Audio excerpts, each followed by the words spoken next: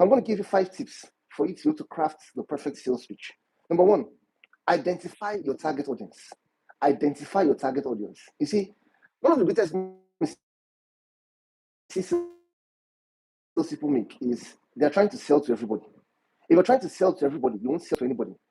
So the first thing you must do is identify your target market. Who are you selling to? Who are you aiming for?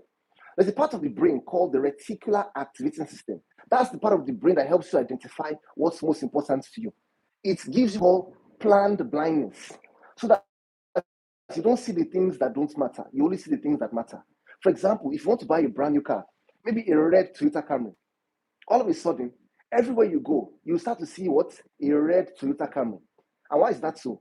Because of the reticular activating system. It helps you focus on the things that are most important to you now. If for all of a sudden you're trying to renovate your house, you want to change the color of your walls from maybe white to green, before you know it, you start to see houses on the internet with green walls. Why? Because of the reticular activating system. So in the same way, when you identify your target audience, all of a sudden they'll start to pop out everywhere. I remember when I came into consulting many years ago, I was wondering, do I do business consulting? What kind of consulting should I do? I wasn't even sure. Later, I remember that, I had worked in the banking sector, I had worked in a few industries, and I had done sales, and I had done well. So I thought, why don't I go into the sales profession, start to train people, help people to do well in sales? All of a sudden, I had identified my target market, my niche, and I started to see TV, I'm seeing sales. I'm reading newspapers, I'm seeing sales. It started to pop up from everywhere. So identify your target markets. First things first. If you make a mistake here, everything else you do will be wrong. Everything else you do will be affected.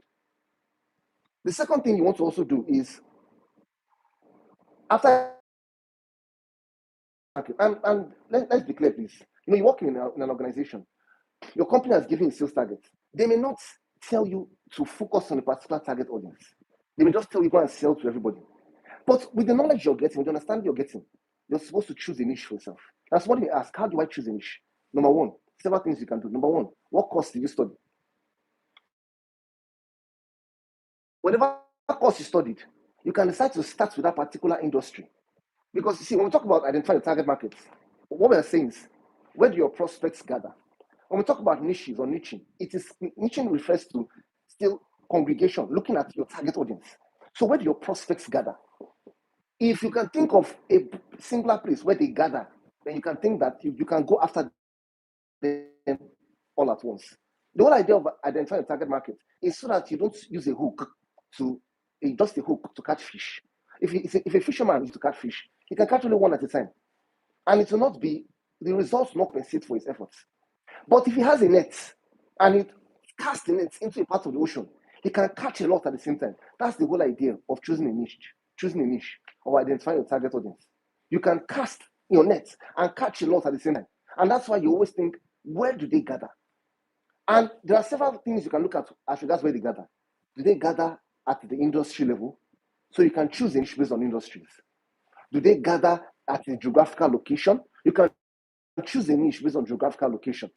So look at the areas where possibilities of areas where they gather. And one of the easiest ways I always say is, first of all, look at the course you studied. If you look at the course you studied, it can give an idea of an industry you can start with, because you'll be able to speak the vocabulary of that industry since that's the course you studied. And when you can speak the vocabulary of the industry, when you meet any prospect, you can build rapport quickly. You can find common ground very easily. The second thing you can do, if you look at the course you studied and you feel you don't want to use that, what industry interests you? What industry interests you? Interests you enough to read about the industry, to study about the industry. Choose a target audience in that industry. Somebody says, Iyore, can I just pick only one target audience, maybe only oil and gas? Can I pick only that? What if that industry goes down? What else do I do? What I always say is this. You can batch industries together. So this means look at similar industries that can come together. Can you do engineering, oil and gas? Can you do banking, insurance? Or can you do medicine, pharmaceuticals? So you can batch industries together, but please don't do more than 2 or 3 industries. Because the whole idea is that you want to be able to master that industry. Niches are not wide, right? But they are deep. This means that you may not have options at a horizontal When you look vertically, you will see that there's a depth to that industry that you can take advantage of and be able to sell very easily to them. You can move from one niche to another, right? That means you can spend maybe 90 days on a particular niche, move to another niche, spend another 90 days. You can cross like that. My point is that part-time, focus on a particular target audience because you want to anyone. You want to be able to make your pitch effective, strong enough to pass the message to the person. All right. Now, the next thing is after identifying your target audience, you want to go to your mission statements. There's something so profound I found, right? In my line of work, I came across having trained over 23,000 salespeople across 5 countries, Nigeria, Ghana, USA, UAE, Rwanda. I've come across a common trend, and I've noticed that whenever I look at the mission statement of an organization, the sales pitch is always inside the mission statement. Remarkable. Whatever your mission statement is right now, I'll be glad if you can go to your website, wherever it is, take it and paste it on the comment section. Maybe not now, so you don't lose your train of thought on this particular session. Maybe after the class. Then let us craft your sales pitch with that particular mission statement. What's a mission statement, by the way? The vision, first of all, shows you where the organization is going to. The mission shows you how you will get there. So this means that when you look at the vision of an organization, the strategy is inside. When we have strategy sessions for organizations, we go to the vision and we build the strategy from the vision. We reverse engineer. We start with the end, reverse back to where we are. In the same way, the mission is how we will get there. How do we get there? It is through sales, my brothers. It is through sales, my sisters. So we're going to start with the mission statement and reverse back into today so that you can get there faster. So I'll give you some practical examples. Somebody says, oh, my mission, okay, let me give you 2 mission statements that we've used in the past for some of our clients. Now, the pitch we got from the mission statement, I might not be able to remember the mission statement, of course, but the pitch from the mission statement was something like this. Good afternoon. I work with XYZ organization. We help our clients protect, multiply, and preserve their wealth. Now, that's because in that mission statement, there was a statement around protecting, multiplying, and preserving. Another organization, their mission statement has something to do with transformational solutions. So we said, hey, good afternoon. My name is, we provide our clients transformational solutions. You see that? So that is already extracting information from your mission statement to give a compelling sales pitch. Now, your sales pitch can also be a question, right? You want to get the prospect's attention to begin a conversation. It can be a question as well. It can even be some data or even testimonials. So data or facts. Our organization is the #1 bank assurance organization in this entire nation. Our nation, we have the highest number of staff in this entire organization. Whatever statistics you choose, just choose a statistic that can be compelling enough to get the prospect's attention. What about question? Mr. Prospect, we want to know why 50% of our prospects of our clients double their revenue in 6 months. Really? How? The attention grabbing statement or your sales pitch must evoke the question, how? Tell me more, so that you can build the conversation from there, because you want to get the attention enough so that you can be able to continue the conversation.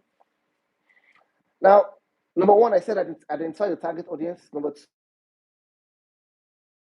2, go to mission statement. Number 3, what's the generic problem? How many people have you solved this for?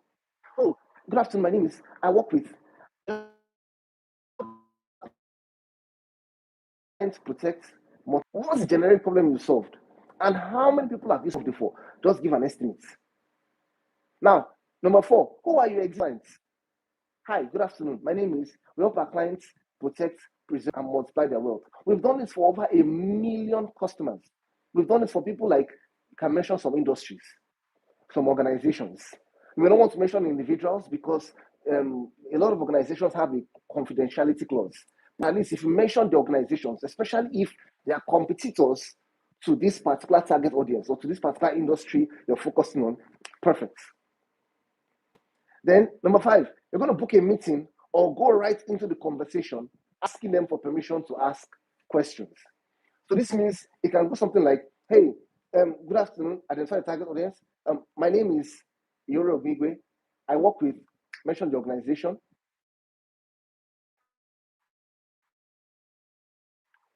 mission statements now, text, multiply, and preserve their wealth, right? We've done this for over 1 million customers, existing clients, for organizations like mentioned organizations. Then we look through our records and we observe we haven't done this for you. And I'm wondering, would you want us to do the same for you? Hope you don't mind. Can we book a meeting? Maybe tomorrow 9 a.m. or we do Thursday 2 p.m. Now, today is Monday. You see, I'm giving 2 dates. Tomorrow, Tuesday, or we do Wednesday, Thursday, 9 a.m. So when I want to book a meeting, don't just say, sir, when is convenient for you?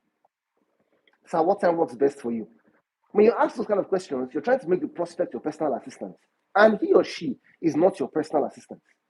So to make it easy for the prospect, give them 2 dates. Do we do 9 a.m. tomorrow, or do we do Thursday, 2 p.m.? In a problem, if any of the two are not convenient. So this means if he says, oh, tomorrow can't work, Tuesday, but I'm traveling on Wednesday. Can we do next week, Monday? You see? If you give 2 dates, you'll get the meetings. And this works all the time. It always works. Now, please don't forget to check your tone of voice. If you use the right tone of voice, any message can get across very easily in a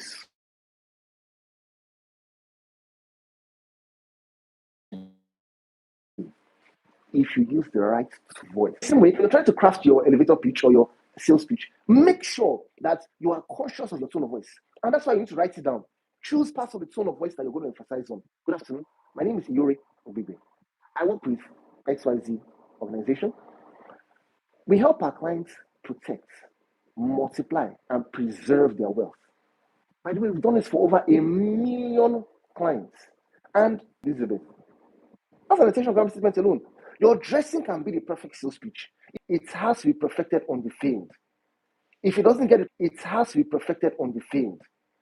If it doesn't get the prospect attention enough to ask, tell me more, please remember to like, to comment, to subscribe. Share this link with to answer your questions. If you have anything that helps you, please feel free to share. I look forward to seeing you again tomorrow. God bless you.